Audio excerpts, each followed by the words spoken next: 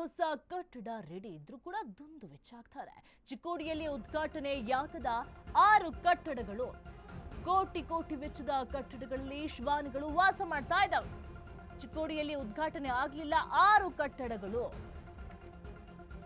ಪುರಸಭೆ ಕಾರ್ಯಾಲಯ, ಹೆಸ್ಕಾಂ ವಿಭಾಗದ 2 ಕಟ್ಟಡ, ಇಂದಿರಾ ಕ್ಯಾಂಟೀನ್, ಕೃಷಿ ಇಲಾಖೆಯ ಕಟ್ಟಡಗಳು, ಬಾಡಿಗೆ ಕಟ್ಟಡದಲ್ಲಿ 12 ಇಲಾಖೆ ಕಾರ್ಯನಿರ್ವಹಣೆ ಮಾಡ್ತಾ ಇದೆ.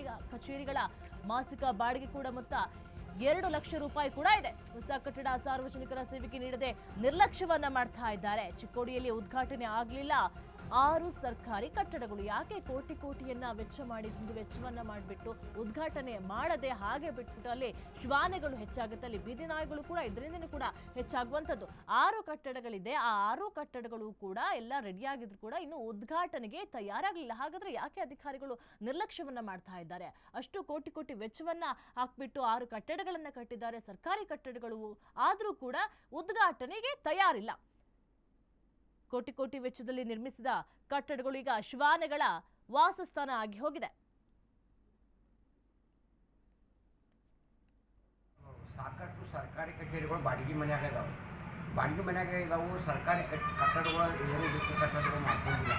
ಈಗಾಗಲೇ ಸಾಕಷ್ಟು ಸರ್ಕಾರಿ ಖುಲ್ಲಾ ಜಾಗಗಳು ಗಾಯನ ಸಾಕಷ್ಟು ಇದೆ. ಆದ್ರೆ ಅವನಿಗೆ ಕೆಲವು ಮಂದಿ ಪ್ರಭಾವಿಗಳ ಒತ್ತುವರಿ ಮಾಡಿದ್ದಾರೆ. ಅವೆಲ್ಲ ತೆರವು ಆಗಬೇಕು. ಮತ್ತು ಗಾಯನ ಜಾಗದಾಗ ಏನೋ ಒತ್ತುವರಿ ಆಗಿದ್ದಾವೆ, ತೆರವು ಮಾಡಿ ಅಲ್ಲಿ ಶಾಲಾ ಕಾಲೇಜುಗಳು ಕಟ್ಟಬಹುದು. ಅದರ ಪ್ರಕಾರ ಸರ್ಕಾರಿ ಕಚೇರಿಗಳಿಗೆ ಕೋಟ್ಯಾಂತರ ರೂಪಾಯಿ ಬಾಡಿಗೆ ಹೋಗ್ತಿದ್ದೆವು.